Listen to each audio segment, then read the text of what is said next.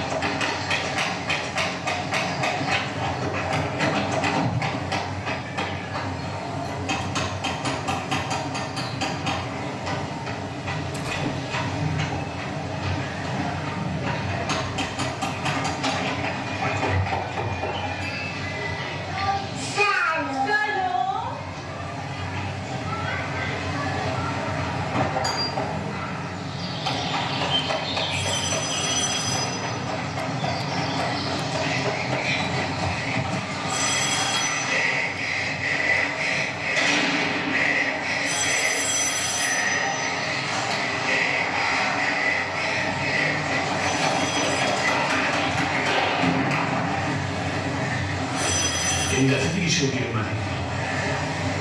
کفشت هم که خیس نشده. ببینم ببینم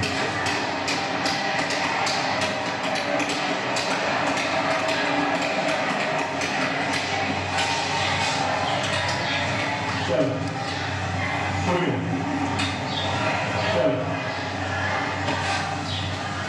مگه ما شما نیستم؟ میری با پدرم به مدرسه. آقا اجازه بدم سر کاره. خب بگو فردا بیاد. یالا بگو. آقا اجازه بعدم باید سر کار. خب مادرت بیاد. آقا اجازه مادرم مریضه. من این حرفا سرم نمیشه. تو بچه بی‌نظم و بی‌مسئولیت اینطوری باید رفتار کرد. برو ببینم.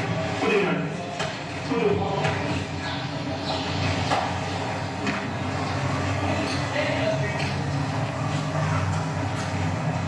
چی شد؟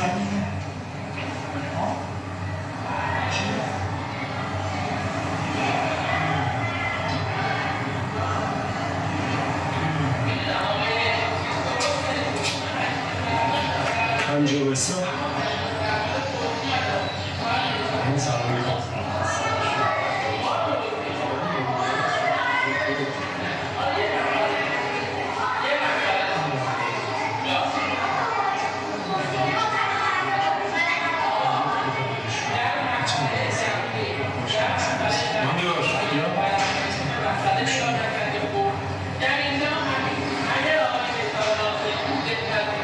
این دفعه به خاطر آقای جعفری میبخشنه. دیگه تکرار نمیشه. برو سر کلاسه. بفرمایید.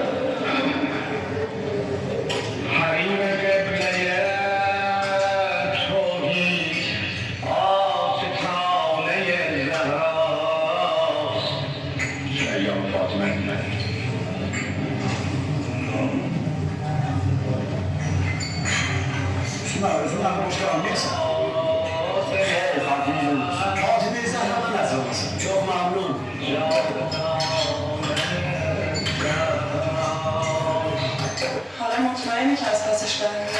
تا وقتی سم باری کردن تو مقصد بیزدن کار میداره بعدم گرم از پول خرج کنم مهم وسایلش بود که حسین آقا داده حسین آقا بعضی وقت مرخصی میگیره میگه بالا ها میگه از وقتی که این کار شروع کردم کل وزنم خوب شد پسندازم میکنه فردا همچون چون است من و علی میگیم بالا ها یه چرخ میزنیم هم فال و هم تماشا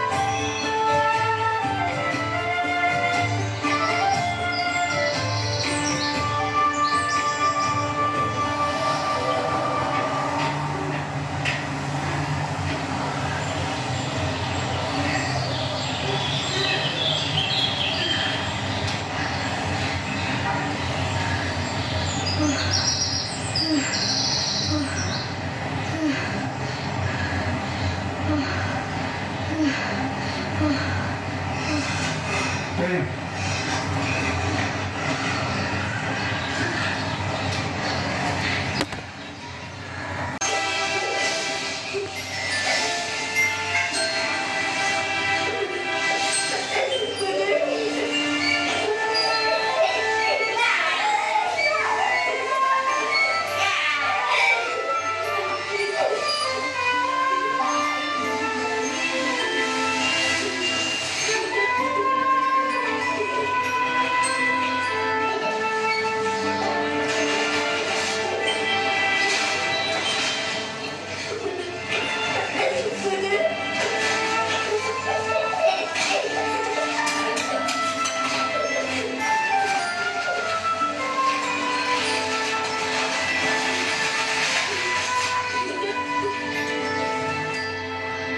خسته نباشید بفرمایید قابل نداره خواهش میکنم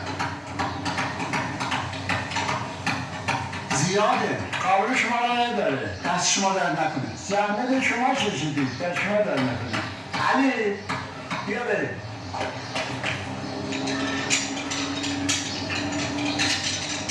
من هر چند وقت یه با آمیان میبرم به شما هم سر میزنم اگر کارتون شد در خدمتتون هستم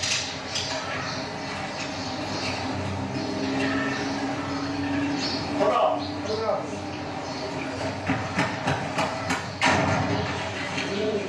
اگه یه ماه مرخصی بگیرم بعد از گفتم به جای اضافه کاره بیام این طرف ها کل میتونم کار کنم من از ما لازم انشاءالله خوب میشم همه چی میخرم یه موتور میخرم یه کموت میخرم یه اتو برای مادر یه یخچال بزرگ شاید خونه هم عوض کردیم وقتی یه خونه بزرگی داره کردیم خلاصه همه چی میخرم یکم برای زهرا بخر اون که چیزی نیست برای تو هم میخرم دست زهرا زودتر بخر آخه کفشش پاره شده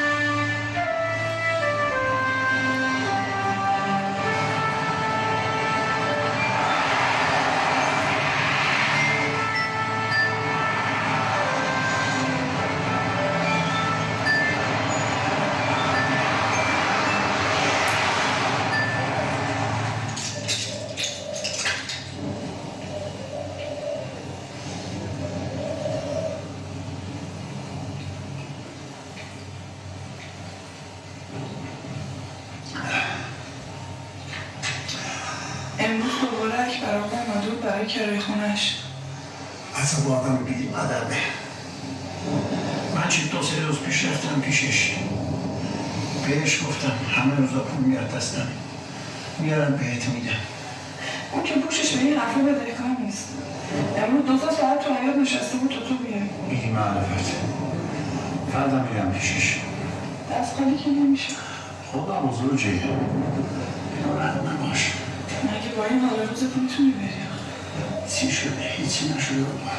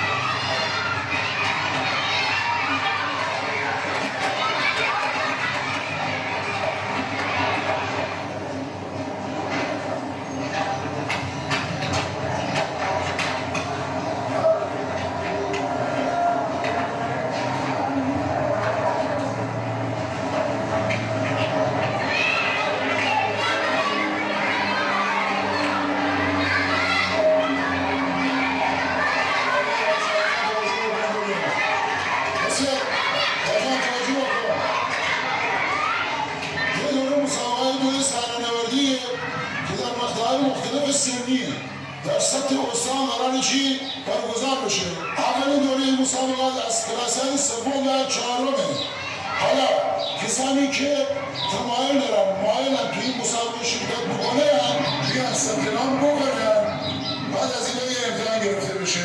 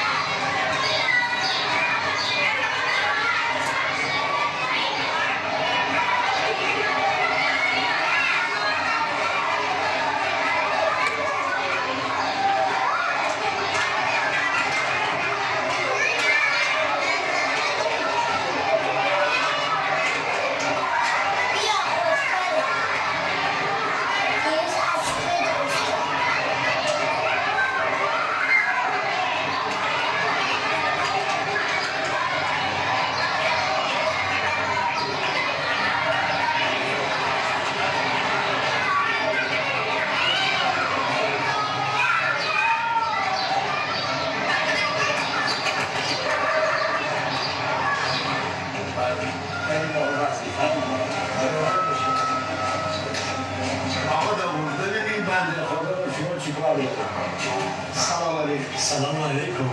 خسته نباشید. خیلی ممنون. چی می‌خواستی باشی؟ یه جفت کفش دخترانه می‌خواستم که قیمتش هم مناسب باشه. چه شماره‌ای؟ شماره‌ش رو که نمیدونم، اما اون کلاس اوله. کلاس اول.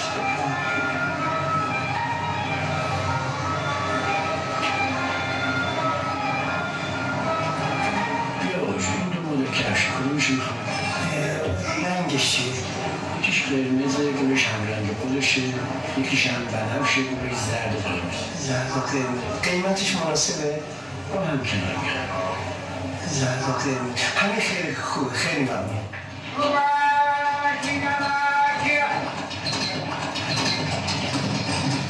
سلام. سلام علیکم. سلام. چی بفرمایید؟ بفرمایید چی می‌خواد؟ سلام می‌خوام. بفرمایید.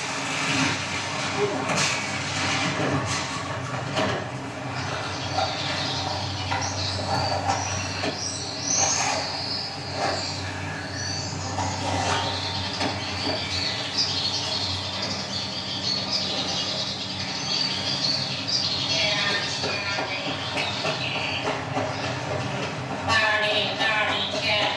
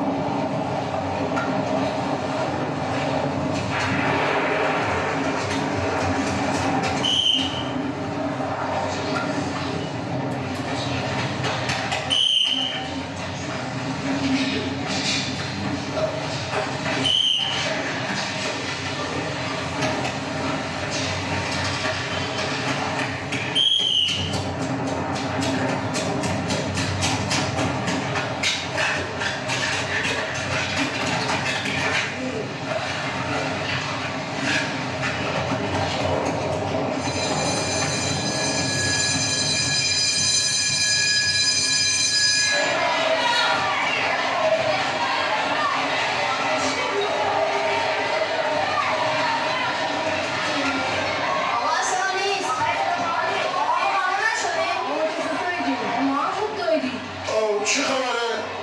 قرار نبود که همتون انتخاب بشین از هر مدرسه 5-6 نفر انشالله دفعات بعدی بده با ببینم بده با موزه خوش دو هفته میرم نویسنش خوش به حالش تحقیق دادم هست ای حسینی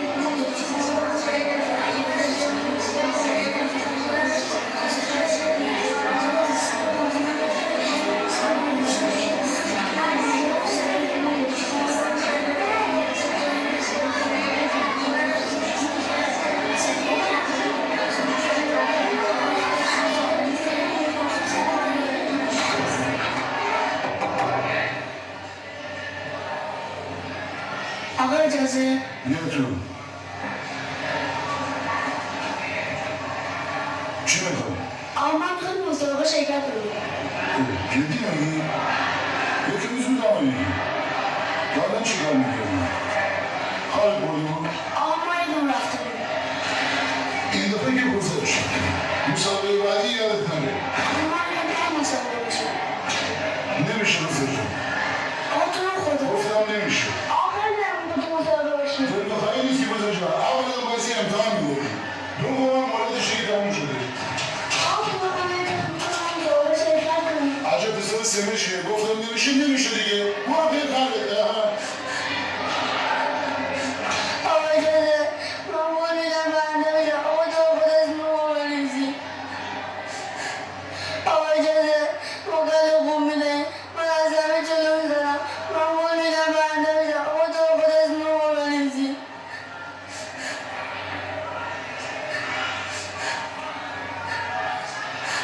آقا تو خود از نور بریزی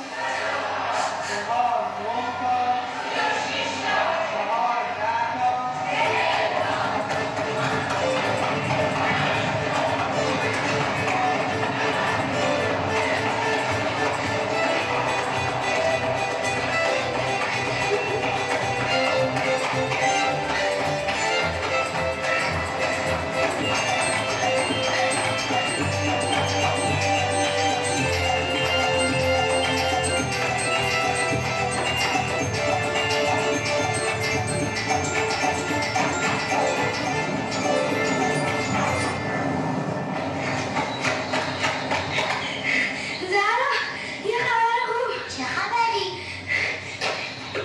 من برای مسابقه انتخاب شدم چه مسابقه؟ مسابقه تو پاس فردا به کسی که نفر سوم بشه به کسی قدیمیه نمیدم چرا به نفر سوم؟ برای اینکه جایزه نفر اول دوم یه چیز دیگه است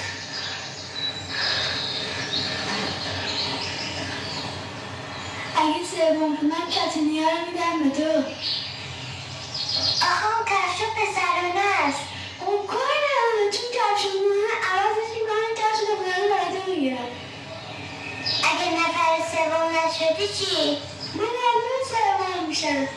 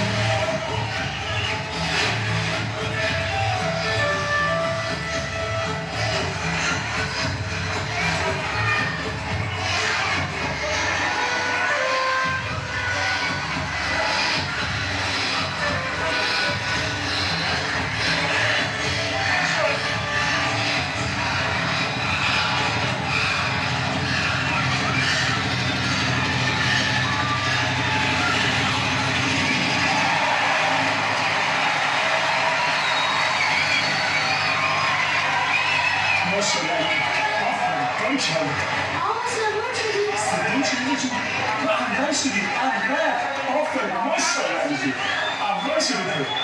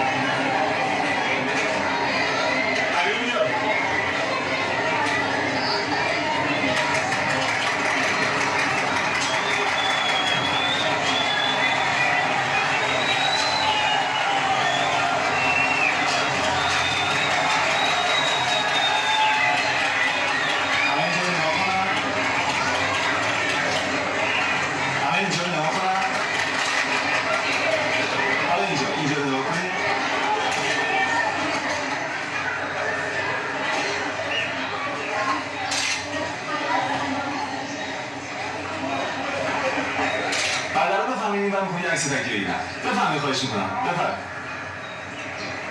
سرتو بیار بالا قهرمان بیا بالا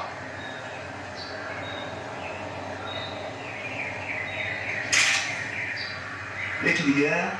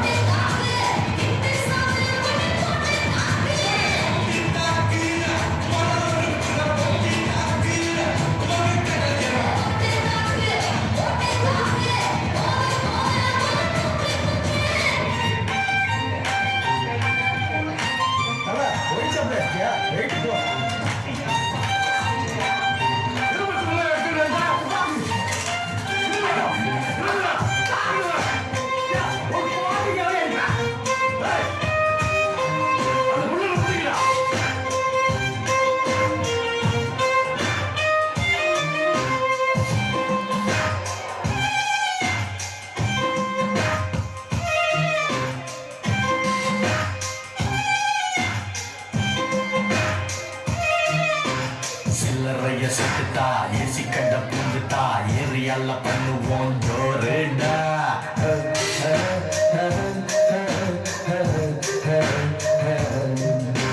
சாவ விட மாட்டோம் கஷ்டப்பட்டு கிழிப்போம் சொல்லாக மாட்டோம் பாருடா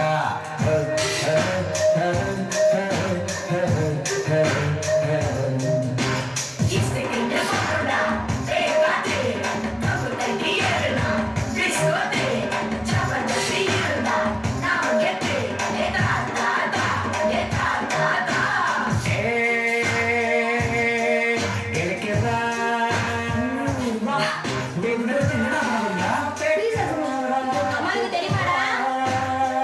தெரியுமா?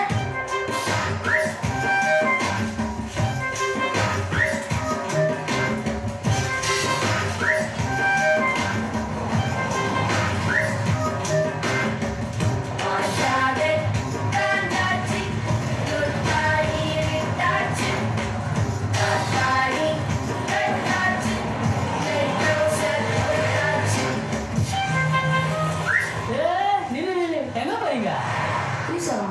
பீஸாவா? பீஸாலாம் காலையாச்சு, கிளம்பு. அன்னைக்கு கூட சிம்பு வந்துட்டாங்க. சிம்புவா? அதெல்லாம் கிடையாது, கிளம்புதானே? போங்கடா. என்னையா ஒண்ணுல சார், துப்பத்து பசங்க சும்மா வாயை பார்க்க வந்துட்டு நோய்றாங்க. நான் பாத்துக்கிறேன், நீங்க போங்க சார். போங்கடா. போங்கடாண்ணா.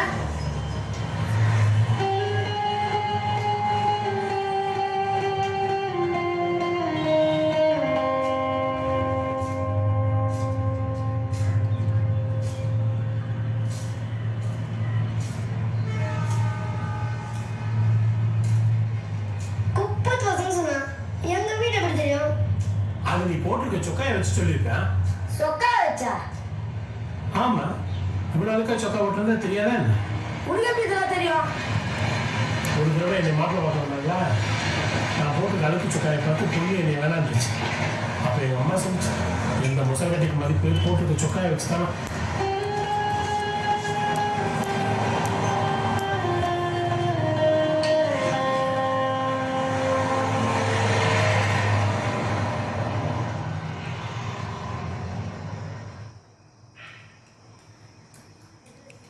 அது ஒரு மாசமா சோத்து கூட செலவு பண்ணாத.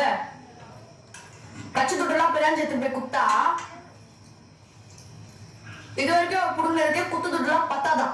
அந்த பாலுக்கு ஊரை ஏமாத்தி சம்பாதிக்கிறதே வேலையா போச்சு. எச்ச சோறு நம்ம வேலை வைக்கிற பார்த்துக்கலாம்ல. வேற வைக்கலன்னா அப்ப இவனா குத்து துட்டு நான் மயிரை போட்டுக்கா. நான் எப்ப ஜெயிலுக்கு போனாலும் அந்த ஆள் என்னை அப்படியே பாகுது. நீங்க எந்த எப்படியாவது இட்டுன்னு போயிடுன்னு சொல்ற மாதிரியே இருக்குது. அந்த நான் வக்கீல் வர பெயரை பத்தி வாயை கூட திறக்க முடியும். நீ ஒண்டியா கஷ்டப்பட்டு இருக்க, கூட வாழ எந்த வேலையும் என்னால செய்ய முடியல. சும்மா தின்னுட்டு தூங்கிட்டு இருக்க. நீ வேற அத்தை, நீ இருக்கிற குடியில விட்டு அங்கே இன்னும் சுத்தின்னு இருக்கேன். நீயும் இல்லைன்னா நான் என்ன பண்ணுவேன்?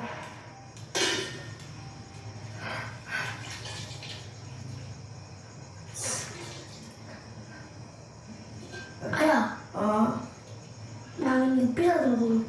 ஆனால் அவ்வளோ இல்லை. அதுக்கு ப்ளஸ்னா புத்து சக்கா போட்டிருந்தாங்க அவ்வளோ விடுவாங்க. அப்படியாயா?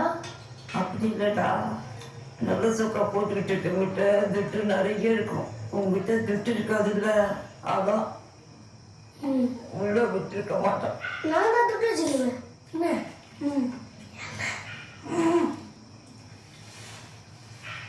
அதை வை, நான் கழிக்கிறேன்.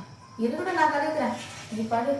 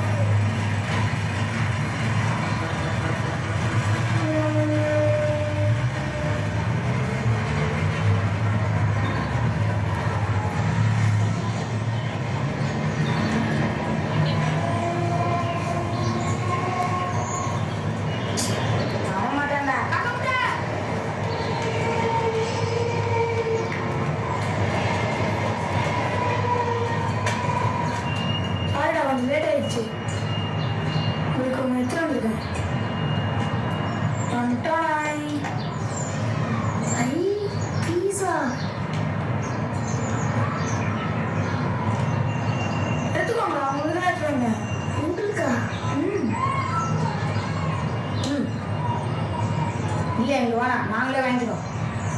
ஏன்டா வேணான்ற? சுக்கா என்ன வாங்கின? ஓ ட்ரெஸ்ஸா? சிட்டி சென்டர் மேலே போ, சிட்டி சென்டர் மேலே போ. ஏ வர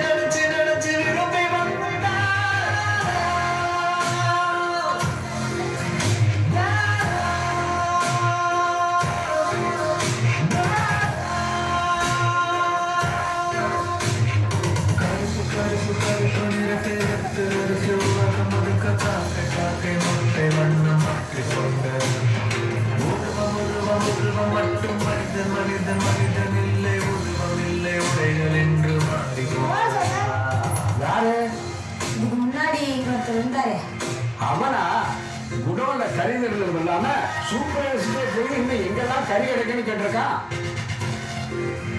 அவர் விட்ட தோசை எங்க போனான்னு தெரியல. ஆனா அவன் பேரு படதோசை இல்லையே, நெஞ்சல்ல வேற என்னமோ போட்டிருந்துச்சு.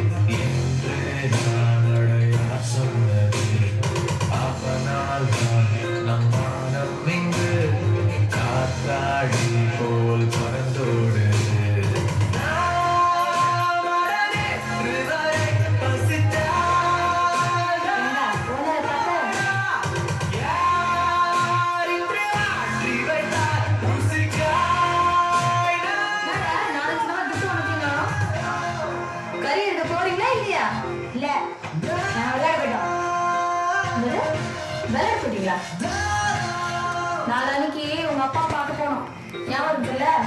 அவன் என்ன சொன்னா உங்க வந்து வருவீங்க. நான் வரல. நானா பிரச்சனை உனக்கு? அப்படியெல்லாம் சொல்லக்கூடாது நைனா. அப்பாவை வெளியே தரத்துக்கு நீயும் சம்பாதிச்சா தானே முடியும். நீ வாழ முடியும். நீ மட்டும் சும்மா துண்டு இருக்கா? டேய் ஒரு படம் பிரிச்சிடும். யார் என்ன இருக்க போற சவுண்ட் விடாத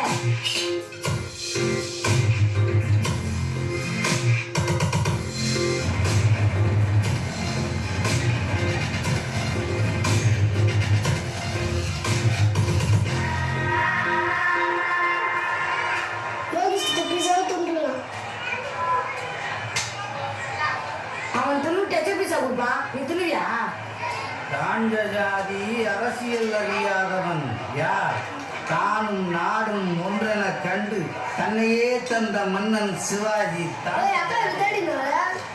மன்னர் குலத்தில் புறவாதவன் பரம்பரை உரிமை இல்லாதவன் மானம் காக்கும் துடியானவன் மகுடம் தாங்க முடியாத காத்தார் உயர்த்தந்த புறவில் அமர்ந்தெழுந்த வீர சிவாஜி கண்டு நாட்டுக்குள்ள நலனும்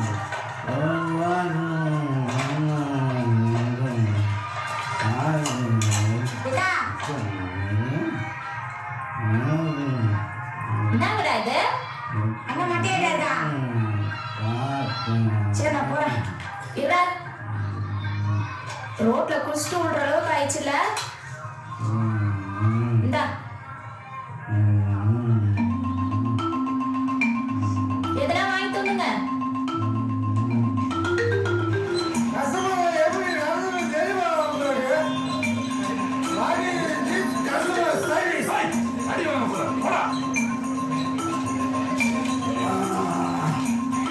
மரியாதை தெரியாத போக மாட்டேங்கிறான் கூட எதுக்கு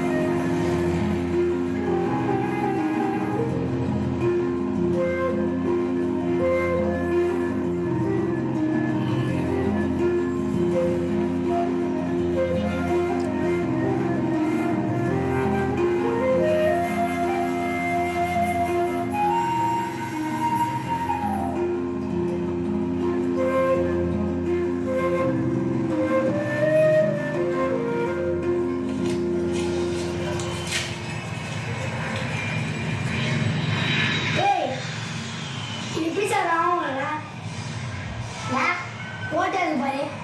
வாங்க வாங்க.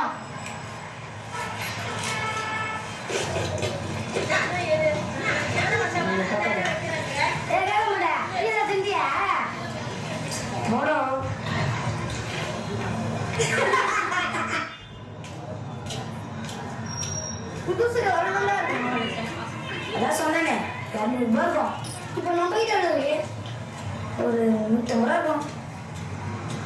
முட்டை 160, 170, 180, 190, 200, 210, 220, 230. 230 ரூபா இருக்குதா? அப்போ துட்டு சேமிச்சா? சிட்டி சென்டர் எப்படி போகுது? எங்க? மயிலாப்பூர். பாட்டு டீல போனா என்னத்துக்கு? அங்க சொக்கா வாங்க போறோம்.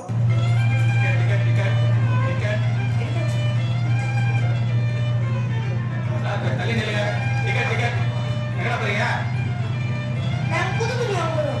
நல்லா போங்க. எந்த இடத்துக்கு போறீங்க?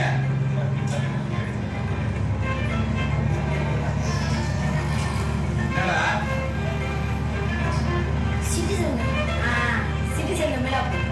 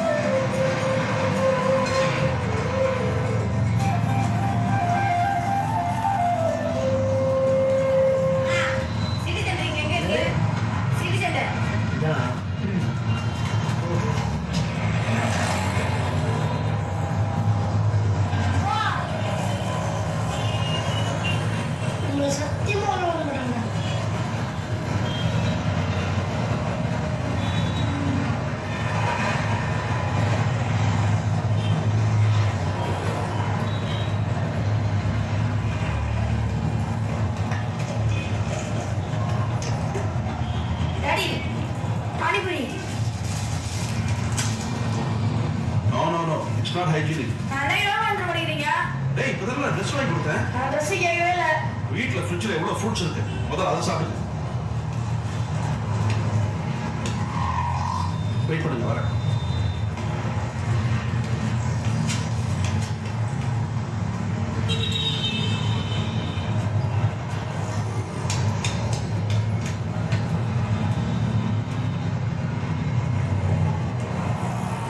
பானிபுரியம்மா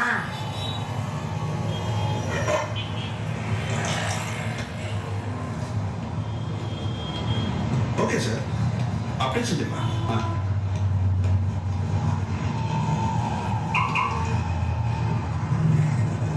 டேய் எப்படா வாங்கினீங்க ட்ரெஸ்?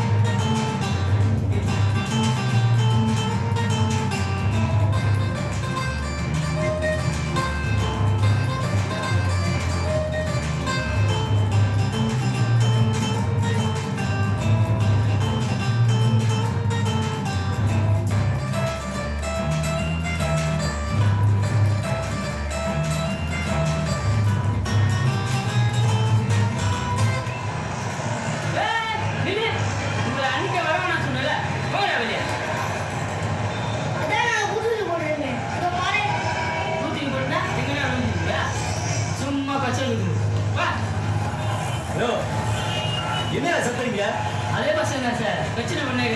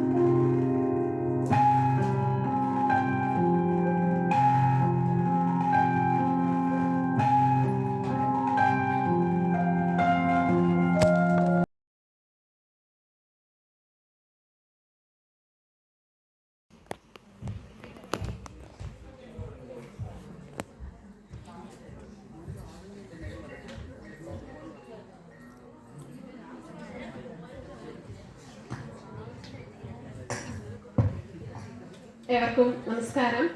2 ദിവസമായി നടന്ന ഫിലിം ഫെസ്റ്റിൻ്റെ അവസാനത്തെ ലാപ്പിലേക്ക് നമ്മൾ എത്തിയിരിക്കുകയാണ്. അപ്പോൾ എല്ലാ സിനിമ കഴിയുമ്പോഴും ഒരു ഓപ്പൺ ഡിസ്കഷൻ നമ്മൾ ആഗ്രഹിച്ചിരുന്നു. പക്ഷെ സമയത്തിൻ്റെയും സ്ഥലത്തിൻ്റെയും ഒക്കെ പരിമിതി കൊണ്ട് അതെല്ലാം കൂടി ഒരിടത്താക്കാമെന്ന് വിചാരിച്ചു. ഇപ്പോഴും അവിടെ അടുത്ത ഇതിൽ ഫിലിം റൺ ചെയ്തുകൊണ്ടിരിക്കുകയാണ്. എൻ്റെ അവസാന ഭാഗത്തേക്ക് എത്തിയതേ ഉള്ളൂ. നമ്മളെ ആവേശം കൊള്ളിച്ചത് തീർച്ചയായും ഈ കുട്ടികളുടെ പാർട്ടിസിപ്പേഷൻ തന്നെയാണ്. വളരെ കാലമായി ഈ കുട്ടികളെല്ലാം കൂടി ആവേശത്തോടു കൂടി ഏറ്റെടുക്കുന്ന ഒരു പ്രോഗ്രാം ഞാൻ കണ്ടിട്ട്. അപ്പോൾ ഈ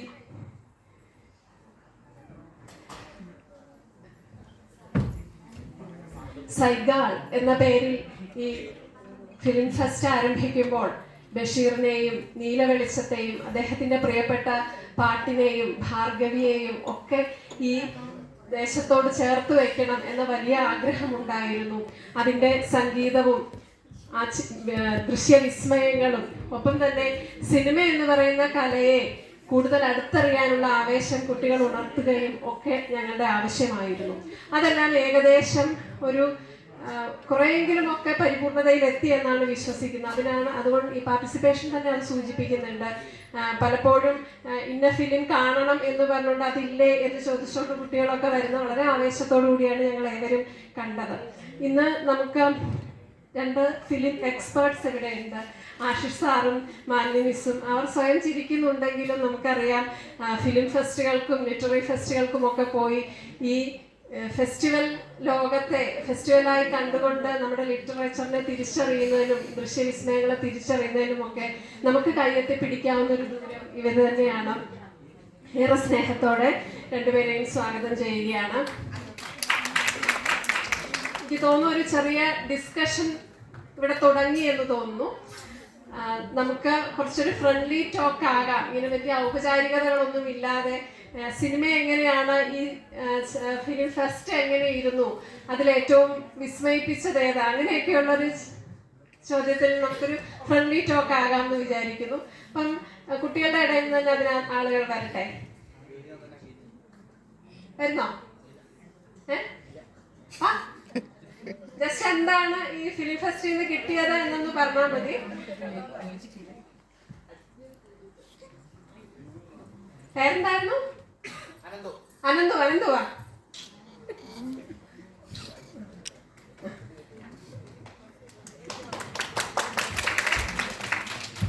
അനന്തു ഈ ഫിലിം ഫെസ്റ്റിനെ കുറിച്ച് സംസാരിക്കുന്നു.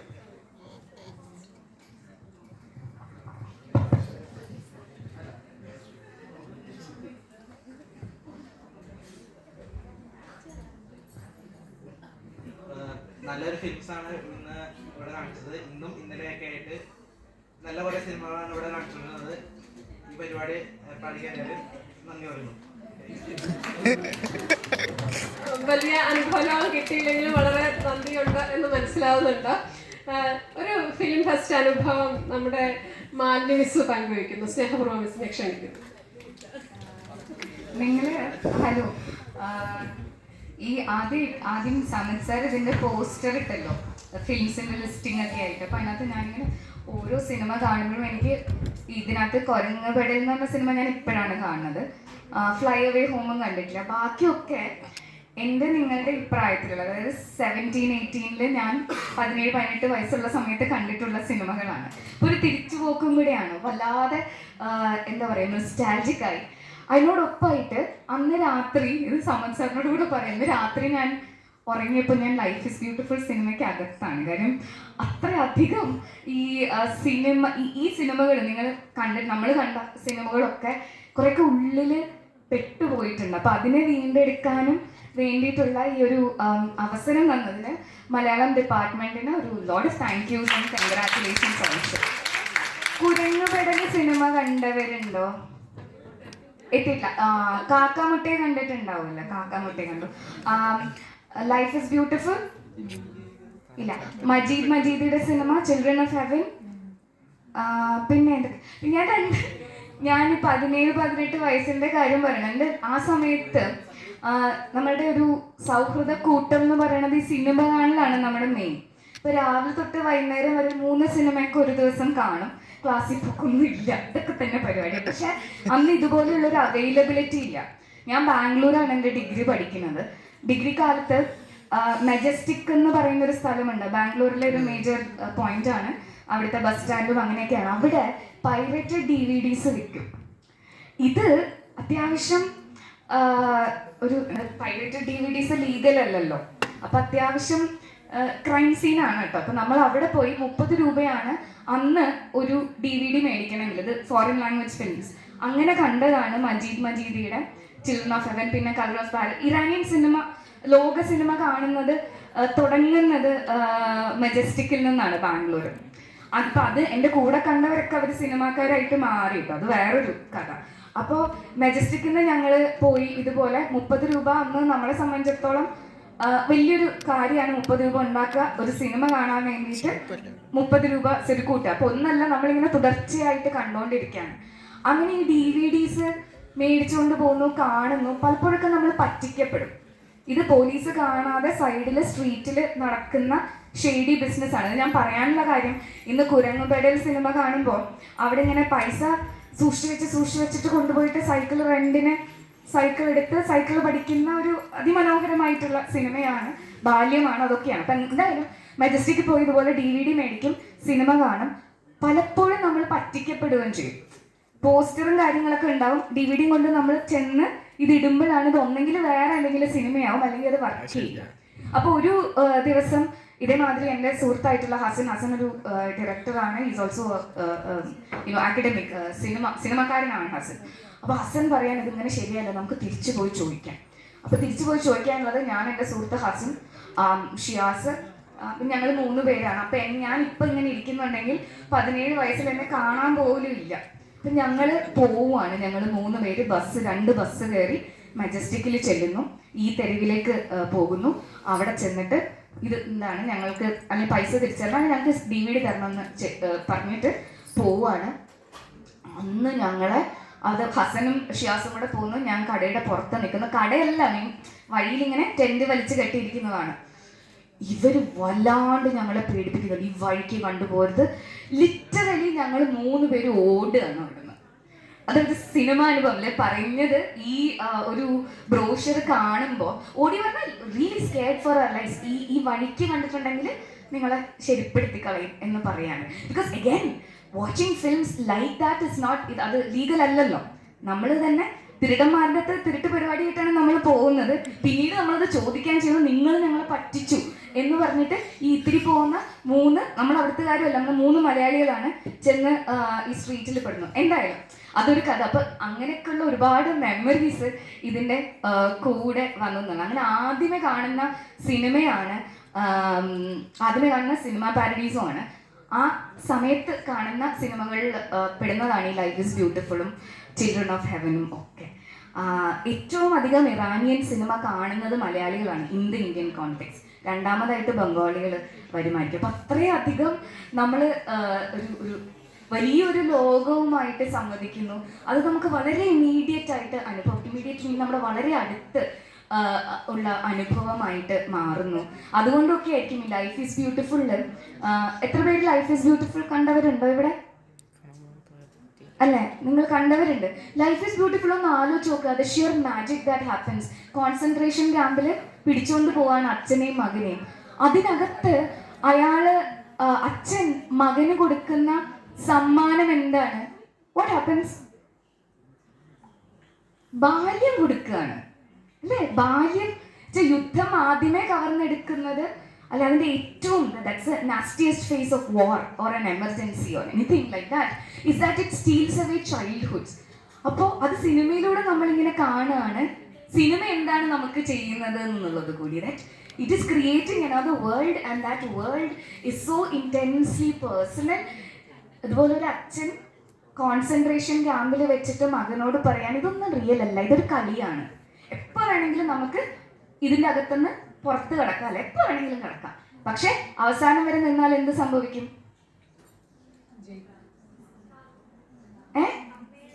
ഇല്ല, അതല്ല പറയണേ. അവസാനം വരെ നിന്ന അമ്മയെടുത്ത് പോകാന്നുള്ളതല്ലല്ലോ, അത് കളിയല്ലേ. ഒരു സമ്മാനം ഉണ്ട്, റൈറ്റ്? ട്രഷർ. എല്ലാ നമ്മുടെ കളികളും അങ്ങനെയാണ് അല്ലേ?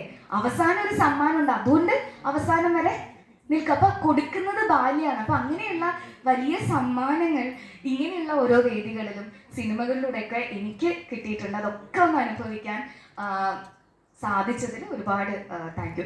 ഇതുണ്ടല്ലോ ഒരുപാട് നീണ്ടുപോയി. ഞാനിത് എത്രത്തോളം പേഴ്സണലാണ്, എത്രത്തോളം എക്സൈറ്റഡ് ആണ് ദാറ്റ് ഇത് സംഭവിച്ചു നമ്മുടെ ക്യാമ്പസിൽ എന്നുള്ളത് മാത്രമേ ഞാൻ പറയാൻ ഉദ്ദേശിച്ചുള്ളൂ.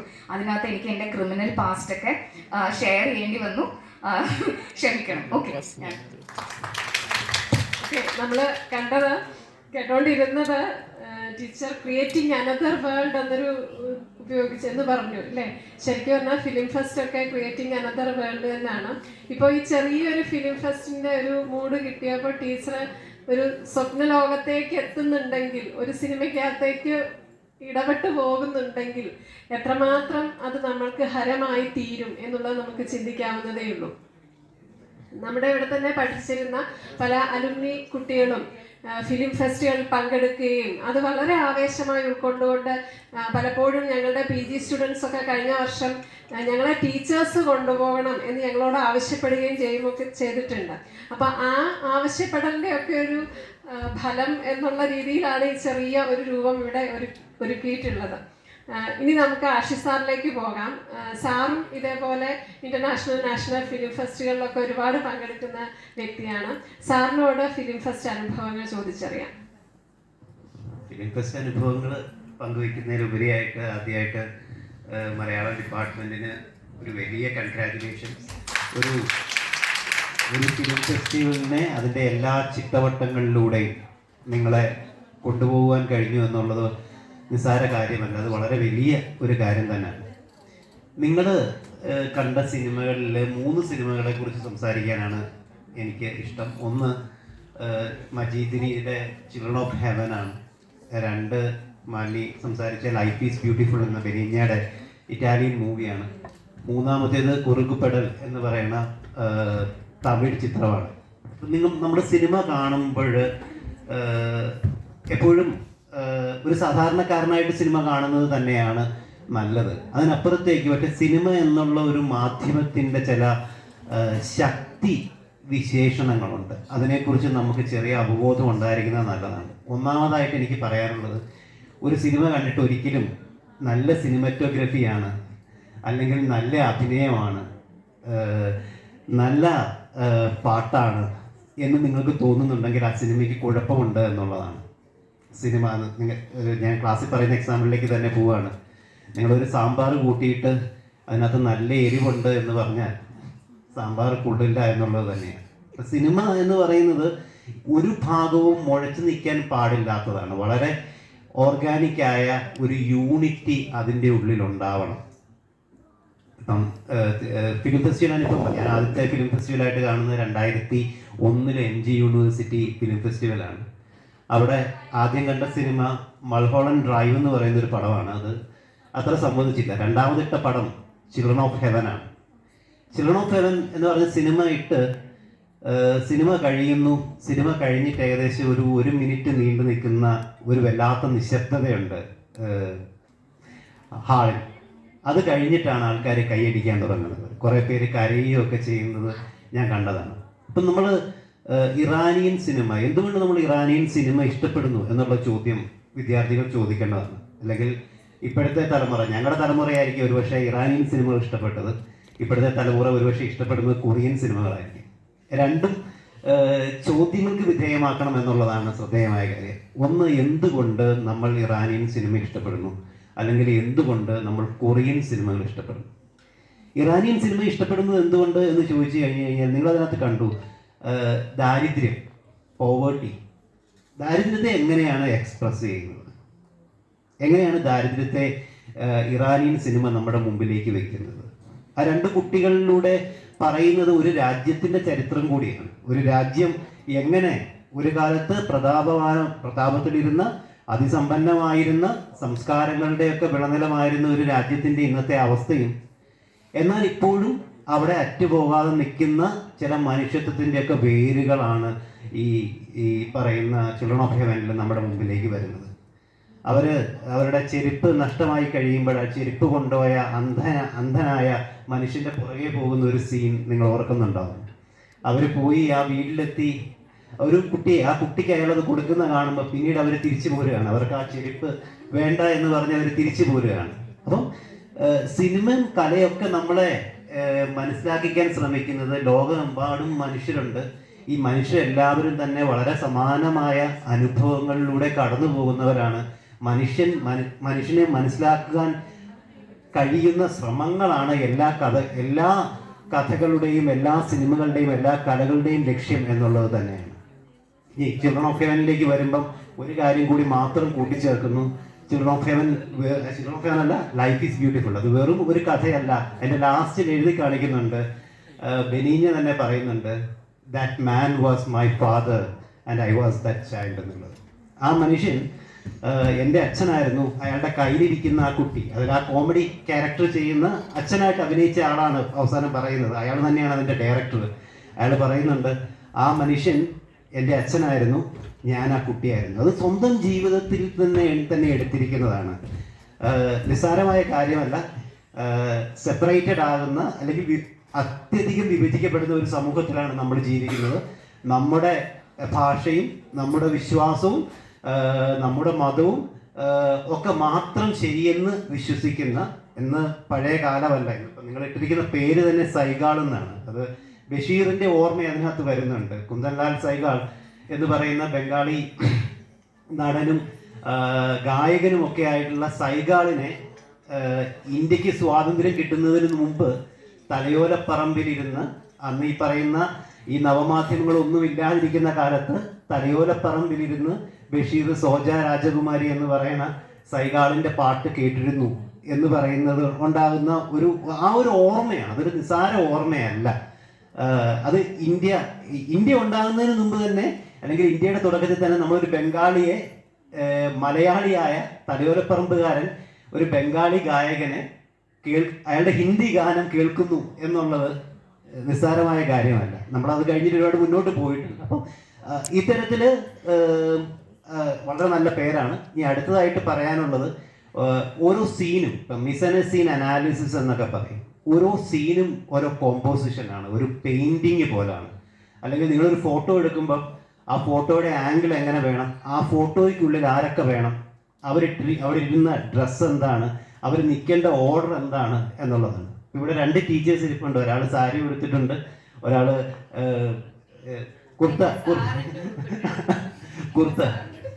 കുർത്ത ധരിച്ചിട്ടുണ്ട്. ഓക്കെ, ഇവർ രണ്ടുപേരിയ്ക്കുന്നു, ഞങ്ങൾ 3 പേരിയ്ക്കുന്നു. ഇവിടെ ഒരു കസേര ഒഴിവ് കിടക്കുന്നു. ഇങ്ങനെ ഇതൊരു ഷോർട്ടായിട്ട് നിങ്ങൾക്ക് വേണമെങ്കിൽ എടുക്കാം. ഈ പുറകിൽ കാണുന്ന പടം മാറ്റി, പുറകിൽ സപ്പോസ് ഇതിപ്പോൾ ഇങ്ങനെ ഒരു ബാക്ക്ഗ്രൗണ്ടാണ്, പുറകിൽ സപ്പോസ് ഒരു സമരത്തിൻ്റെ കൊടിയടയാളങ്ങളൊക്കെ വരികയാണെങ്കിൽ ഈ ഒരു സീനിൻ്റെ അർത്ഥം മറ്റൊന്നായിട്ട് മാറും. അപ്പോൾ ഓരോ സീനിൻ്റെ അവരുപയോഗിക്കുന്ന ലൈറ്റ്, അതിൽ ആരെയാണ് ഫോക്കസ് ചെയ്യുന്നത്, ഇങ്ങനെ ഒട്ടനവധി കാര്യങ്ങളിൽ സസൂക്ഷ്മമായ രാഷ്ട്രീയമുണ്ട്. ഇപ്പം ചിൽഡ്രൻ ഓഫ് ഹെവനിൽ ആ ഓരോ കീറിയ സോക്സും ആ ഓരോ ഓട്ടവും ഒക്കെ ഒരു സമൂഹം മുഴുവൻ ദാരിദ്ര്യത്തെ അതിജീവിക്കാനായിട്ട് ഓടുന്ന ഓട്ടങ്ങളാണ്. ഓക്കെ, അപ്പം ഇനി അവസാനമായിട്ട് കണ്ട കുറുക് പെടൽ എന്ന് പറയുന്ന സിനിമ, കുറുക് പെടൽ മങ്കി പെടൽ നിങ്ങൾ കാണേണ്ട ഒരു മൂവിയാണ്, നമുക്ക് അടുത്ത ഫെസ്റ്റിവലിൽ ഇടാം. അത് സിനിമ പാരഡൈസോ ആണ്.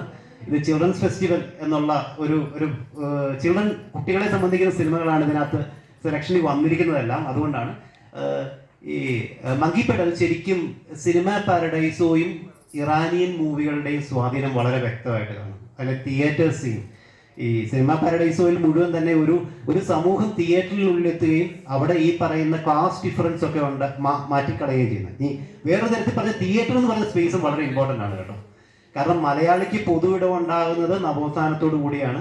ഈ പൊതു ഇടങ്ങൾ കൂടുതൽ ഇടങ്ങളിലേക്ക് വ്യാപിക്കുകയും ഇവിടെ മനുഷ്യർ തമ്മിൽ ഇടപെടുന്ന ഇടങ്ങളായിട്ട് ഒരുമിച്ചിരുന്ന് ഒരേ കാഴ്ചകൾ കാണുന്ന ഇടങ്ങളായിട്ട് മാറിയത് തിയേറ്ററിലൂടെയാണ്. അപ്പൊ നമ്മൾ ആദ്യം സിനിമയുടെ ചരിത്രം, മലയാള സിനിമയുടെ ചരിത്രം മറക്കാൻ പാടില്ല. ആദ്യത്തെ സിനിമയിൽ അഭിനയിച്ച അഭിനേത്രിക്കുണ്ടായ അനുഭവം മറക്കാൻ പാടില്ല. അവരിറങ്ങി ഓടി തിരുച്ചിയിലേക്ക് അപ്പുറത്തേക്ക് അവരുടെ ജീവിതത്തിൽ നിന്ന് തന്നെ ഓടിപ്പോയി നമുക്ക് മറക്കാൻ പാടില്ല. അതിനപ്പുറത്തേക്ക് അവിടെ ഒരു അവർണ സ്ത്രീ സവർണ സ്ത്രീയുടെ വേഷം കെട്ടിയതിന് കൊടുക്കേണ്ടി വന്ന വിലകൾ മനസ്സിലാക്കണം. അവയെല്ലാം കൂടെ കൂടിയാണ് നമ്മൾ ഇന്ന് കാണുന്ന, നമ്മൾ അനുഭവിക്കുന്ന സ്വാതന്ത്ര്യം ഉണ്ടാക്കി തന്നത് എന്നുള്ള ഒരു വലിയ ബോധ്യം കൂടിയാണ് മലയാള സിനിമയും മലയാള സിനിമകളുടെ ഇടവും മുൻപോട്ട് വയ്ക്കുന്നത്. അത് കേരളത്തിൽ ഇന്ന് ലോകമെമ്പാടും മലയാള സിനിമ എന്ന് പറയുന്ന മലയാളിയുടെ ഒരു അഭിമാനമായിട്ട് മാറുന്നുണ്ട്. അത് മറ്റൊന്നും കൊണ്ടുമല്ല, അത് വളർന്നു വന്ന വഴികൾ ഇത്രയും തീക്ഷ്ണമായതുകൊണ്ട് തന്നെയാണ്. ഇത്രയും പറഞ്ഞുകൊണ്ട് നിങ്ങൾക്ക് എല്ലാവർക്കും അഭിനന്ദനങ്ങൾ. കൂടുതൽ സിനിമകൾ കാണാൻ ഇഷ്ടം പോലെ ചാൻസുകളുണ്ട്. എനിക്ക് തോന്നുന്നു ഈ ഫിലിം ഫെസ്റ്റിവലിൻ്റെ ഭാഗമായിട്ട് തന്നെ ഒരു ടെലിഗ്രാം ഗ്രൂപ്പോ അങ്ങനെ വല്ലതും ഉണ്ടാക്കുകയാണെങ്കിൽ അതിൽ അല്പം കൂടെ സിനിമകൾ കൈമാറാനും കൂടുതൽ സിനിമകൾ കാണാനുള്ള സാധ്യതകളുണ്ടാവും. പറ്റുമെങ്കിൽ നമുക്ക് അടുത്ത വർഷം ഇത് മാസത്തിലൊരിക്കലും ഒരു സിനിമയെങ്കിലും വെക്കുകയും അതിനെക്കുറിച്ച് ചർച്ച ചെയ്യുകയും ഒക്കെ ആവാം. ഇത്തരത്തിലുള്ള ആശയങ്ങളുമായിട്ട് മലയാളം ഡിപ്പാർട്ട്മെൻറ്റ് മുന്നോട്ട് പോകും എന്ന് വിചാരിക്കുന്നു. എല്ലാവർക്കും ഒരിക്കൽ കൂടി നന്ദി, നമസ്കാരം. ഇത് മലയാളം ഡിപ്പാർട്ട്മെന്റിന്റെ കാര്യം പറഞ്ഞാൽ എന്താ പറയുക, മലയാളം ഡിപ്പാർട്ട്മെന്റ് എടുക്കുകയാണെങ്കിൽ നടക്കും എന്നുള്ളതാണ്. നമ്മളിങ്ങനെ പറഞ്ഞുകൊണ്ടിരിക്കും. അതാണ് ഞങ്ങളുടെ ഒരു അവസ്ഥ. ഒരൊറ്റ കാര്യം കൂടെ പറഞ്ഞുകൊണ്ട് നിർത്താമെന്ന് വിചാരിക്കുകയാണ്. ഇപ്പോൾ ആശിഷ് പറഞ്ഞതിനകത്തുള്ള ഒരു ആസ്പെക്ട്, ഇറാനിലെ ദാരിദ്ര്യത്തിൻ്റെ കാര്യം പറഞ്ഞു. ഇറാൻ എങ്ങനെയുള്ള ഇറാനായിരുന്നു ആൻഡ് സോ ഓൺ. ഇറാൻ്റെ ഒരു ചരിത്രം എത്രയധികം ഇറാനിയൻ സിനിമയെ സ്വാധീനിച്ചിട്ടുണ്ടാവാം എന്നുള്ളതൊരു വശത്ത് നിൽക്കെ, മലയാളികൾ കണ്ടമാനം ഇറാനിയൻ സിനിമ കാണാറുണ്ട്. നിങ്ങൾക്ക് ഇപ്പോൾ ഞാൻ അവിടെ ഇന്ന് സംസാരിച്ചപ്പോൾ one of the student friends was saying that മജീദിയുടെ ചിൽഡ്രൻ ഓഫ് ഹെവൻ നിങ്ങൾക്ക് പഠിക്കാനുണ്ടായിരുന്നു അല്ലേ? 10th എപ്പോഴാണ്? +1 പഠിക്കാനുണ്ടായിരുന്നു. എനിവേ, അപ്പോൾ അത് പഠിക്കാൻ സിലബസിലേക്ക് അത് വരിക എന്നുള്ളത് തന്നെ അതിൻ്റെ ഒരു പോപ്പുലാരിറ്റി കാണിക്കുന്ന ഒന്നാണെന്ന് പറയാൻ ഉദ്ദേശിച്ചതേ ഉള്ളൂ. അപ്പോൾ എന്തുകൊണ്ട് ഇറാനിയൻ സിനിമയിൽ, എനിക്കൊന്ന് ഇറാനിയൻ സിനിമയെ മുഴുവനായിട്ട് നമ്മൾ ക്യാരക്ടറൈസ് ചെയ്യണമെങ്കിൽ അതിനുള്ളൊരു സ്കോളർഷിപ്പ് ഒന്നും എനിക്കില്ല, പക്ഷെ കണ്ടത് വെച്ചിട്ട് പറയുകയാണ്. അപ്പോൾ ഇതുപോലെ തന്നെ നമ്മൾ കാണേണ്ട ഒരു ഫിലിം മേക്കറാണ് കിരസ്താമിയുടെ where is my friend's home എന്ന് പറയുന്ന ഒരു സിനിമയുണ്ട്. I cannot recommend it enough എന്നുള്ളതാണ്. ഒരു കുട്ടിയുടെ നോട്ട് പുസ്തകം കൊണ്ട് മറ്റൊരാൾ കൂട്ടുകാരൻ പോകുന്നതാണ്. നമ്മൾ ഈ കുരങ്ങുപെടലും ഈ പറയുന്ന സിനിമകളുടെയൊക്കെ കൂടെ കാണാൻ പറ്റുന്ന ഒരു സിനിമയാണ് that is my friend's home. Anyway, coming back, Iranian സിനിമയുടെ ഒരു സവിശേഷത എന്ന് പറയുന്നത് അത് അങ്ങേയറ്റം സട്ടിലാണ്. സട്ടിൽ എന്ന് പറയുമ്പോൾ അതിനൊരു എന്ന് പറഞ്ഞാൽ ഇപ്പോൾ സട്ടിലാണ്, you get it no, subtle in the sense that ഒരു വാട്ടർ കളർ പെയിന്റിങ് പോലെയാണ്, നനുത്തതെന്നൊക്കെ പറയാം. ഒരു വാട്ടർ കളർ പെയിന്റിങ്ങും ഓയിൽ പെയിന്റിങ്ങും തമ്മിലുള്ള വ്യത്യാസം. അപ്പോൾ വാട്ടർ കളർ ആയിരിക്കും സട്ടിൽ, ഗെറ്റ് ഇറ്റ്? അത് ചരിത്രം ഇത്ര കാര്യം അതെന്തുകൊണ്ട് അങ്ങനെ ആകുന്നു എന്നുള്ളതാണ്. മലയാളികൾ ഇത്രയധികം, നമുക്ക് നല്ല സിനിമകളുണ്ട്, തീർച്ചയായിട്ടും ഉണ്ട്, പക്ഷേ ഈ ഒരു നനുത്ത അവസ്ഥയിലേക്ക്, വാട്ടർ കളർ അവസ്ഥയിലേക്ക് മലയാളം സിനിമ എന്തുകൊണ്ട് എത്തുന്നില്ല എന്നുള്ളത് എന്നെ സംബന്ധിച്ചിടത്തോളം ഒരു ചോദ്യമാണ്. എത്തുന്നില്ല എന്നാണ് ഞാൻ ധരിക്കുന്നത്. നമുക്ക് ചരിത്രാവബോധം ഇല്ലാത്തത് കൊണ്ടാണോ? നമ്മൾ ഇറാനിയൻ സിനിമ ഇഷ്ടപ്പെടുന്നത് അത്രയധികം മലയാളികൾ they are very political, right, they are historically charged എന്നാണ് വിചാരിക്കുന്നത്. പക്ഷേ ഞാൻ ഇതുവരെ അത്തരത്തിലാവണം എന്നല്ല പറയണത്, പക്ഷെ ആ ഒരു ജോണർ മലയാളത്തിൽ കണ്ടിട്ടില്ല എന്നുള്ളതാണ്. Despite all of these film makers, നമ്മൾക്ക് ഏറ്റവും നമ്മൾ കാണാൻ ആഗ്രഹിക്കുന്ന സിനിമകൾ ചെയ്യുന്നവരൊക്കെ ഇറാനിയൻ സിനിമയുടെ വലിയ കൺസ്യൂമേഴ്സും കൂടിയാണ്. പക്ഷേ ആ ഒരു വ്യാകരണം നമ്മളുടെ സിനിമകളിലേക്ക് വരാത്തത് എന്തുകൊണ്ട് എന്നുള്ളൊരു ചോദ്യം എന്നെ സംബന്ധിച്ചിടത്തോളം ഒരു പേഴ്സണൽ ക്വസ്റ്റ്യൻ ആണ്. ഞാൻ കണ്ടെത്തിയ ഒരു ഉത്തരം, again it is I am throwing it open to the audience, is that ഇത്രയധികം ചരിത്രാവബോധമുള്ള നമ്മൾ ചരിത്രം ഇമ്മീഡിയറ്റ് ആയ സന്ദർഭങ്ങൾ വളരെ കുറവാണ്. യുദ്ധം നടന്നെടുത്തേ ചിൽഡ്രൻ ഓഫ് ഹെവൻ ഉണ്ടാക്കാൻ പറ്റുള്ളൂ എന്നാണ് എനിക്ക് തോന്നുന്നത്.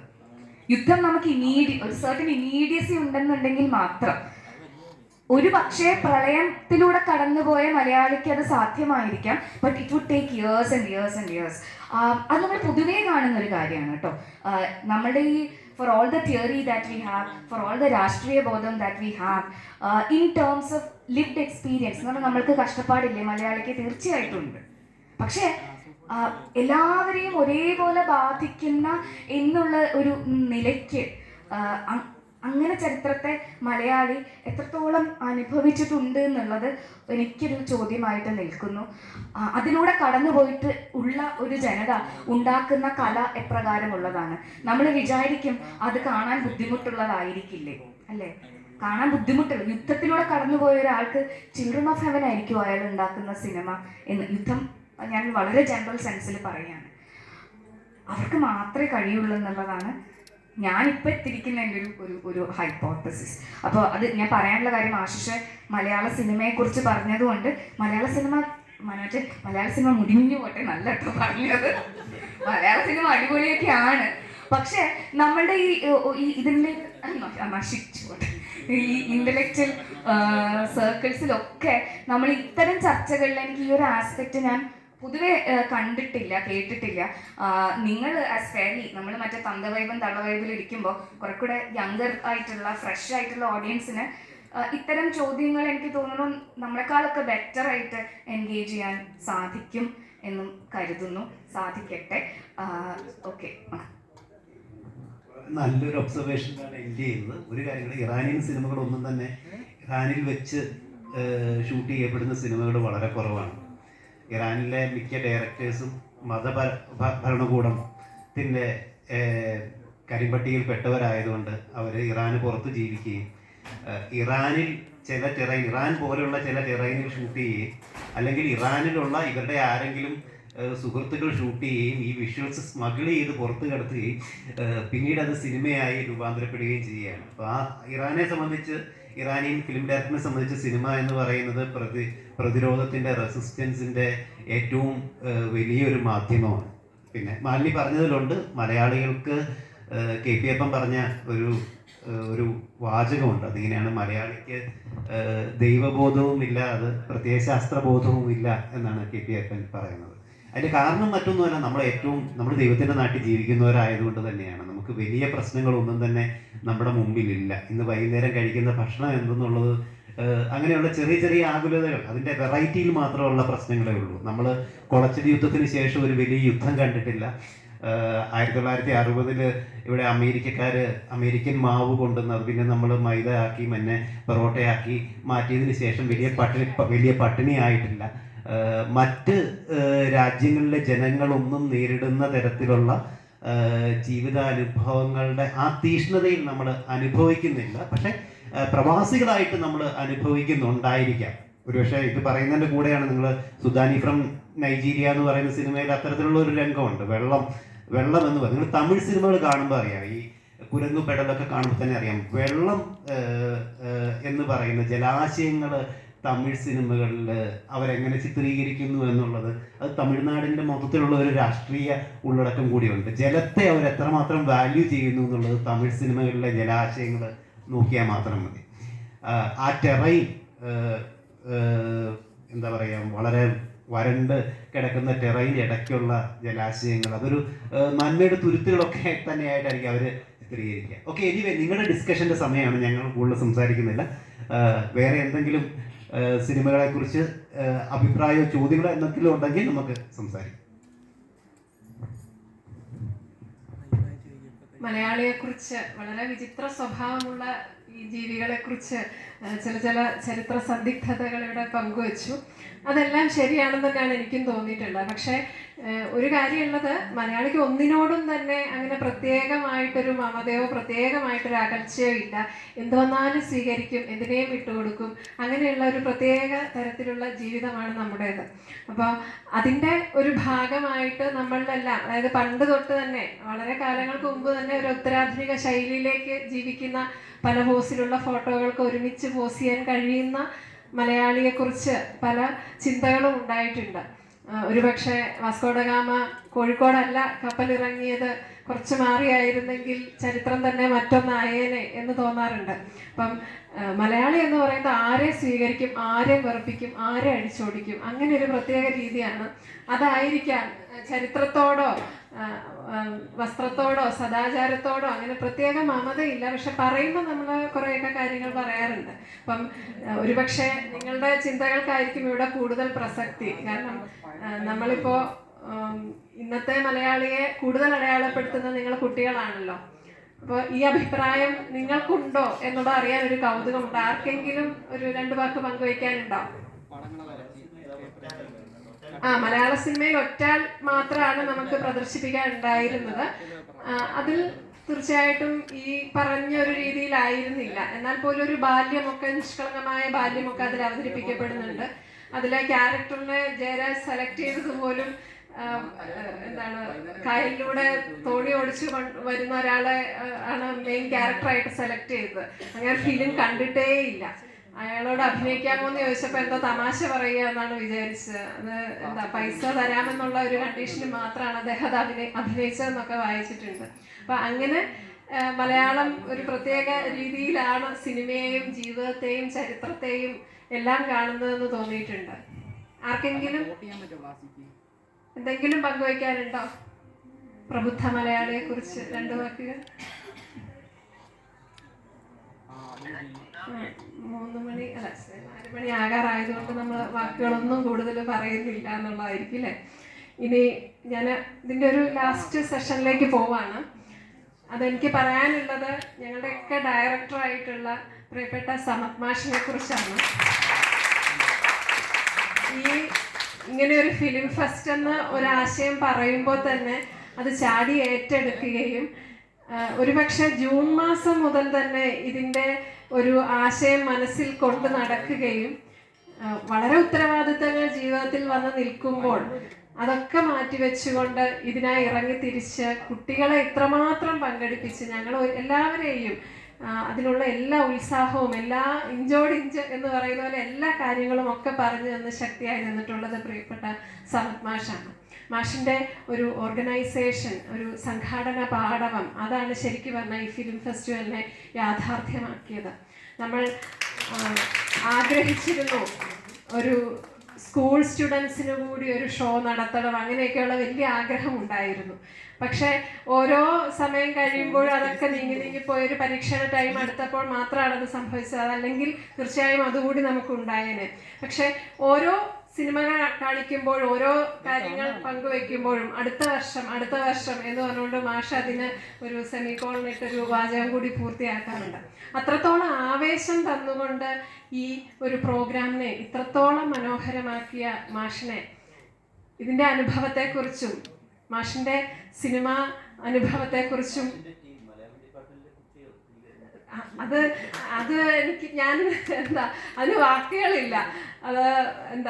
പിന്നെ മാഷിൻ്റെ ആക്ടേഴ്സും ടെക്നീഷ്യൻസും ഒക്കെ ആയിരുന്നു ഞങ്ങൾ. കുട്ടികൾ മാത്രമല്ല, ഞങ്ങൾ ടീച്ചേഴ്സും എല്ലാവരും മാഷിൻ്റെ ഡയറക്ഷൻ്റെ അണ്ടറിൽ പ്രവർത്തിച്ചു എന്ന് മാത്രമേ വിചാരിക്കുന്നുള്ളൂ. എല്ലാ സ്നേഹവും അതിനുണ്ട്. മാഷിനെ, പ്രിയപ്പെട്ട മാഷിനെ ഈ സിനിമാനുഭവത്തെക്കുറിച്ചും ഈ നമ്മുടെ സൈഗാളിനെ കുറിച്ചും പറയാൻ ക്ഷണിക്കുന്നു.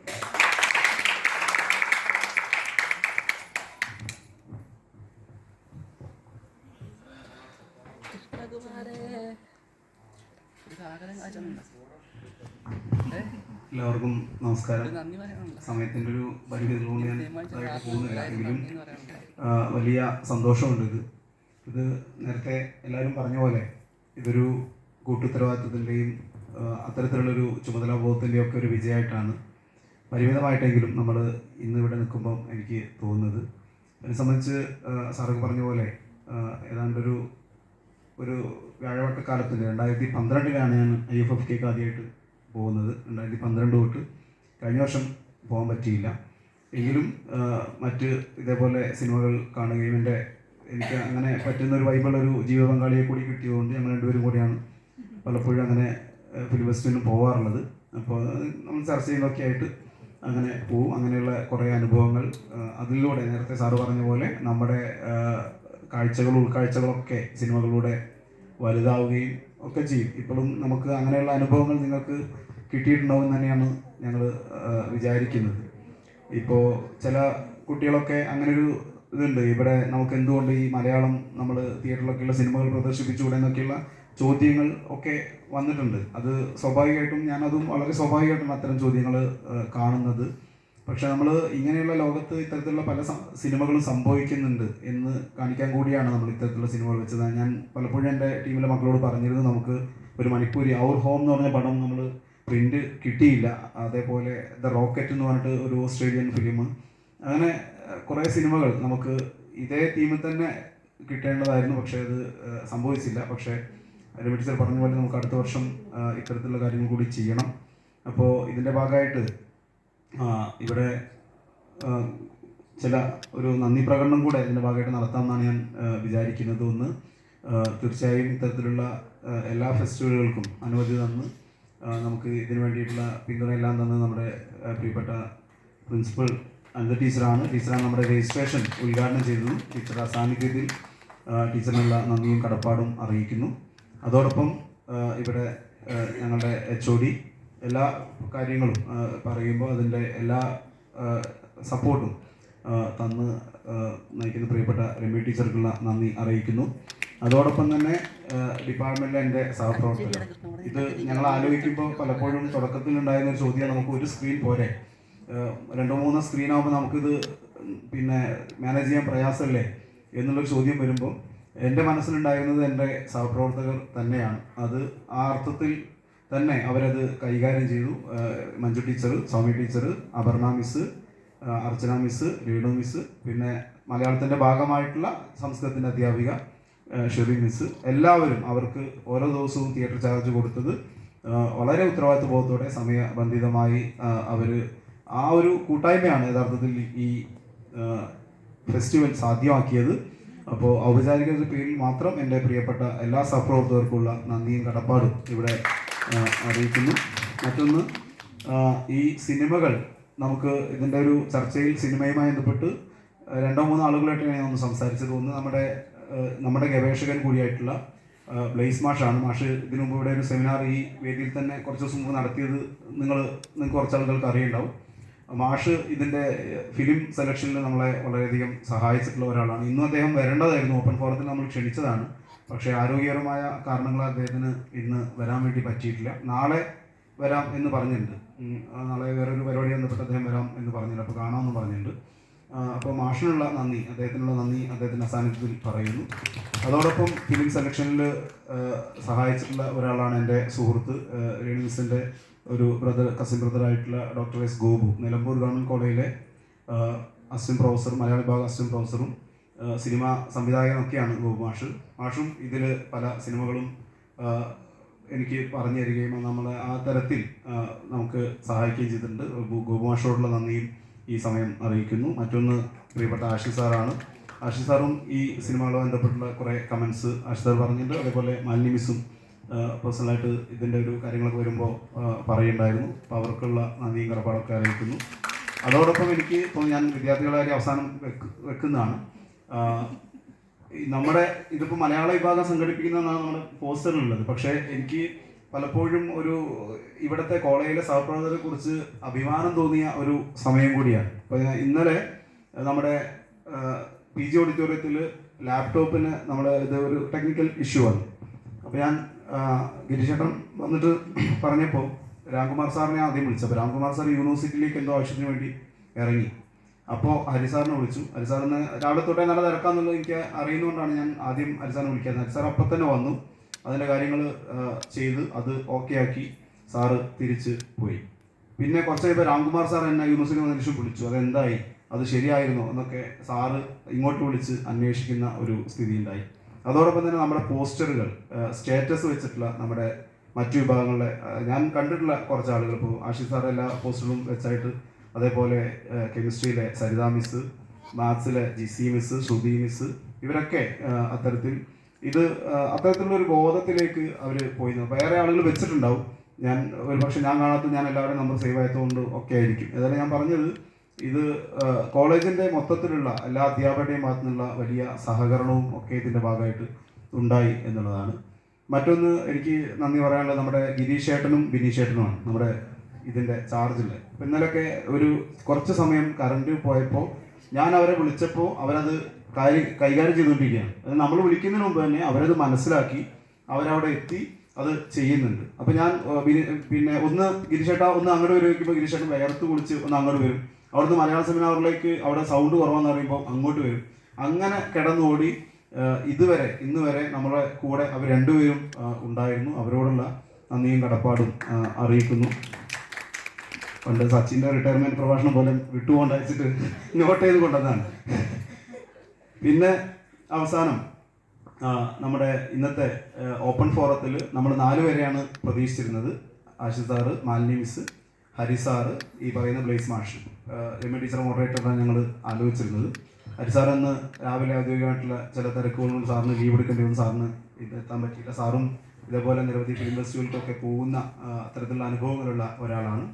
ഞാൻ പറഞ്ഞ പോലെ മലയാളത്തിൽ ഇന്ന് വളരെ പ്രധാനപ്പെട്ട ആനുകാലികളിലൊക്കെ ഗംഭീരമായിട്ട് നിരൂപണങ്ങൾ എഴുതിക്കൊണ്ടിരിക്കുന്ന, ചലച്ചിത്ര ലേഖനങ്ങൾ എഴുതിക്കൊണ്ടിരിക്കുന്ന ആളാണ് ബ്ലേസ് മാഷ്. അവർ രണ്ടുപേർക്കും നമുക്ക് പറ്റിയില്ലെങ്കിലും വളരെ സമയം കുറവുള്ള സമയത്ത് പോലും എനിക്ക് തോന്നുന്നു ഒരു ഓപ്പൺ ഫോറത്തിൻ്റെ സാധ്യതകൾക്ക് അപ്പുറത്ത് യഥാർത്ഥത്തിൽ ഒരു നല്ല ടോക്ക് ഇവരുടെ രണ്ടുപേരുടെ ഭാഗത്തുണ്ടായി എന്നാണ് എനിക്ക് മനസ്സിലായത്. അപ്പോൾ അത്തരത്തിൽ ഇംഗ്ലീഷ് അധ്യാപകരായിട്ട് പോലും എത്രത്തോളം മനോഹരമായ അവർ രണ്ടുപേരും മലയാളം കൈകാര്യം ചെയ്യുന്നു എന്ന് ഞാൻ ശരിക്കും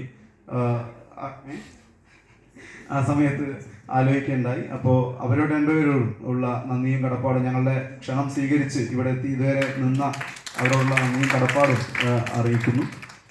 ഏറ്റവും അവസാനം എൻ്റെ പ്രിയപ്പെട്ട വിദ്യാർത്ഥി സുഹൃത്തുക്കളോടാണ്. ഇതിൻ്റെ ഒരു സംഘാടക സമിതി ഒക്കെ വിളിച്ച് അതിൽ വിവിധ ചാർജുകൾ നേരത്തെ അതിൻ്റെ കൺവീനർമാർ, അങ്ങനെ ഓരോന്നിനും പ്രചരണം, രജിസ്ട്രേഷൻ, റിസപ്ഷൻ, അങ്ങനെ വിവിധ സബ് കമ്മിറ്റികൾ ഉണ്ടാക്കി. ആ സബ് കമ്മിറ്റികൾക്കൊക്കെ നമ്മൾ ചാർജ് കൊടുത്ത് നമ്മളൊരു വാട്സപ്പ് ഗ്രൂപ്പ് ഉണ്ടാക്കി. അങ്ങനെയാണ് ഇതിൻ്റെ പ്രവർത്തനം നമ്മൾ മുന്നോട്ട് കൊണ്ടുപോയത്. അതിനകത്ത് പലപ്പോഴും എന്നെ ഇങ്ങോട്ട് റിമൈൻഡ് ചെയ്യാൻ ചെയ്യുക, സാർ നമുക്ക് അത് ചെയ്യണ്ടേ, ഇത് ചെയ്യണ്ടേ. ഇപ്പോൾ ഈ പ്രചരണത്തിൻ്റെ കാര്യമൊക്കെ അവർ വേണ്ട കുറച്ച് സാധനം എനിക്ക് ലിസ്റ്റ് ചെയ്ത് തന്നു, ഞാനത് വാങ്ങിച്ചു. ബാക്കി അത് എന്ത് പെയിൻറ്റ് ചെയ്യണം, എങ്ങനെ എഴുതണം, എവിടെ വെക്കണം, എങ്ങനെ ചെയ്യണം എന്നൊക്കെ തീരുമാനിച്ചത് അവരാണ്. പോസ്റ്ററുകൾ മുഴുവൻ ഉണ്ടാക്കിയത് എൻ്റെ പ്രിയപ്പെട്ട വിദ്യാർത്ഥികളാണ്. അത് മലയാളത്തിലെ വിദ്യാർത്ഥികൾ മാത്രമല്ല, നമ്മുടെ പൊളിറ്റിക്സിലെ നോയലടക്കമുള്ള ആളുകൾ അതിനകത്ത് സജീവമായിട്ട് നിന്നു എന്നുള്ളതാണ്. മലയാളത്തിലെ പിന്നെ അൻസിൽ, അതുൽ, ഇങ്ങനെയുള്ള ആളുകളൊക്കെ അതിൽ പോസ്റ്റർ ഉണ്ടാക്കി. പിന്നെ ഇവിടെ ഇരിക്കുന്ന ആളുകളും ഇവർക്ക് പുറത്തും, ഇപ്പോൾ നമ്മുടെ തിയേറ്ററൊക്കെ ആ സമയത്ത് ആകെ ബെഞ്ച് ഡെസ്കൊക്കെ ഇതായി കരിയിലൊക്കെ വീണ് കിടക്കുന്ന സ്ഥിതിയൊക്കെയായിരുന്നു. അത് തൂത്ത് വൃത്തിയാക്കി അത് ഒരു തിയേറ്ററിൻ്റെ ഓർഡറിലേക്ക് ആക്കിയത് അടക്കം എൻ്റെ പ്രിയപ്പെട്ട വിദ്യാർത്ഥി സുഹൃത്തുക്കളാണ്. ഇവിടെ എല്ലാവരും ഇരിക്കുന്നുണ്ട്, ഞാൻ ആരുടെയും പേര് പ്രത്യേകമായിട്ട് പറയുന്നില്ല. പക്ഷേ എല്ലാവരും നമുക്ക് ഇതൊരു ടീച്ചേഴ്സ് ഗ്രൂപ്പിൽ, മലയാളം ഡിപ്പാർട്ട്മെൻറ്റ് ഗ്രൂപ്പിൽ ഞങ്ങളത് പറഞ്ഞത് ഇതൊരു ടെസ്റ്റ് ഡോസ് ആയിട്ടാണ് നമ്മൾ ഈ വർഷം എടുക്കുന്നത്. ഇതിൻ്റെ ഒരു അനുഭവങ്ങൾ കൂടി വെച്ചിട്ടാണ് നമ്മൾ അടുത്ത വർഷം നമുക്ക് കുറച്ചുകൂടി വിപുലമായിട്ട് നമ്മുടെ പുറത്തുള്ള വിദ്യാർത്ഥികളെ കൂടി ഉൾക്കൊള്ളുന്ന തരത്തിൽ ക്യാമ്പസിൻ്റെ ഒരു മൊത്തം ഉത്സവമായിട്ട് നമുക്ക് ഈ ഫിലിം ഫെസ്റ്റിവലിനെ മാറ്റേണ്ടതുണ്ട്. അപ്പോൾ അതിനുള്ള കുറേ അനുഭവങ്ങൾ തീർച്ചയായിട്ടും നമുക്ക് കിട്ടിയിട്ടുണ്ട്. നിങ്ങളുടെ ഭാഗത്തു നിന്നുള്ള നിർദ്ദേശങ്ങൾ ധാരാളം വന്നിട്ടുണ്ട്. ഇന്നലെ എനിക്ക് രാത്രിയൊക്കെ എന്നെ ഫോണിൽ വിളിച്ചിട്ടും വാട്സപ്പിൽ മെസ്സേജ് അയച്ചിട്ടൊക്കെ എൻ്റെ പ്രിയപ്പെട്ട വിദ്യാർത്ഥി സുഹൃത്തുക്കൾ നിരവധി നിർദ്ദേശങ്ങൾ വെച്ചിട്ടുണ്ട്. ആ നിർദ്ദേശങ്ങളൊക്കെ നമ്മൾ നോട്ട് ചെയ്യുകയും അതൊക്കെ നമ്മൾ അടുത്ത ഫെസ്റ്റിവലുകളിൽ ഉൾപ്പെടുത്താൻ ശ്രമിക്കും. അതോടൊപ്പം ഇപ്പോൾ ആഷിഫ് സാർ പറഞ്ഞിട്ടുള്ള വളരെ പ്രധാനപ്പെട്ട ഇങ്ങനെയുള്ള സിനിമാ തൽപരരായ ആളുകളെ ഉൾക്കൊള്ളിച്ചുകൊണ്ട് നമുക്കൊരു ടെലഗ്രാം ഗ്രൂപ്പ് ഉണ്ടാക്കാനും ഇന്നും ഇന്നലെയായിട്ട് ഇവിടെ പ്രദർശിപ്പിക്കാൻ കഴിയാതെ പോയതുമായിട്ടുള്ള സിനിമകളൊക്കെ നമുക്കതിൽ ഷെയർ ചെയ്യാനും ഒക്കെയുള്ളൊരു നല്ല നിർദ്ദേശമാണ് സാർ മുന്നോട്ട് വെച്ചതെന്ന് ഞാൻ കരുതുന്നത്. അതും നമുക്ക് ചെയ്യാവുന്നതാണ്. അപ്പോൾ ഒരിക്കൽ കൂടി പിന്നെ അതേപോലെ തന്നെ പിന്നെ കോമ്പയറിങ് ചെയ്ത് നമുക്ക് ഓരോ സ്റ്റേജിൽ നമ്മുടെ ഫിലിം ഫെസ്റ്റിവലിനെ പോലെ തന്നെ കെട്ടിലും മറ്റിലും ചെയ്യണം നമ്മൾ വിചാരിച്ചു. അപ്പോൾ അത് ഓരോ സ്ക്രീനിങ്ങിൻ്റെയും തുടക്കത്തിൽ നമ്മൾ കമ്പയർ ചെയ്യാൻ വേണ്ടിയിട്ട് 3 ആളുകളെ 3 സ്ക്രീനിലും ചാർജ് കൊടുത്തിരുന്നു. അവർക്കുള്ള നന്ദി, അതേപോലെ എല്ലാറ്റിനും എല്ലാവരോടുള്ള നന്ദി. അതോടൊപ്പം തന്നെ ഇവിടുത്തെ വിദ്യാർത്ഥി പ്രസ്ഥാനത്തിൻ്റെ ആളുകൾ രജിസ്ട്രേഷനിലൊക്കെ ഒരിത്തിരി മന്ദത ഒരു സമയത്ത് മിനിയാന്ന് വന്നപ്പോൾ ഞാൻ അവരെ ജസ്റ്റ് അവർ കോൺടാക്ട് ചെയ്യുകയും അവർ അവിടെ വരികയും മറ്റു ഡിപ്പാർട്ട്മെൻറ്റിലെ കുറേ കുട്ടികൾ അവരുടെ കൂടി പ്രേരണയുടെ ഭാഗമായിട്ട് വരികയും അവർ അവസാനം വരെ അവിടെ ഉണ്ടാവുകയും ചെയ്തു. അപ്പോൾ അവർക്കുള്ള നന്ദിയും, അവർ ഇവിടെ ഇല്ല എന്നാലും അവരുടെ അസാന്നിധ്യത്തിൽ അവർക്കുള്ള നന്ദിയും, ദുലാനഗരാജ് അങ്ങനെ തുടങ്ങിയുള്ള ധനേഷ് അവർക്കുള്ള നന്ദിയും അറിയിക്കുന്നു. ഇത്രയാണ്. ആരും വിട്ട് പോകാതിരിക്കാനാണ് ഞാൻ വിദ്യാർത്ഥികളുടെ പേര് പറയാത്തത്. നിങ്ങൾ തന്നെയാണ് ഈ ഫിലിം ഫെസ്റ്റിവൽ സാധ്യമാക്കിയത്. നിങ്ങളാണ്, അധ്യാപകരല്ല. നിങ്ങളാണ് ഇതിൻ്റെ രജിസ്ട്രേഷനും പ്രചരണവും ഇപ്പോൾ ഇതിൻ്റെ പ്രോഗ്രാമിംഗ് കംപ്ലീറ്റ് സ്ക്രീനിങ് അടക്കമുള്ള എല്ലാ കാര്യങ്ങളും നിങ്ങളാണ് ചെയ്തത്. അപ്പോൾ നിങ്ങൾക്ക് എല്ലാവർക്കുമുള്ള നന്ദിയും കടപ്പാടും അറിയിക്കുന്നു. നമുക്ക് ഒരു ഗ്രൂപ്പ് ഫോട്ടോ കൂടി എടുത്തിട്ട് അവസാനിപ്പിക്കാമെന്നാണ് വിചാരിക്കുന്നത്. Okay, thank you.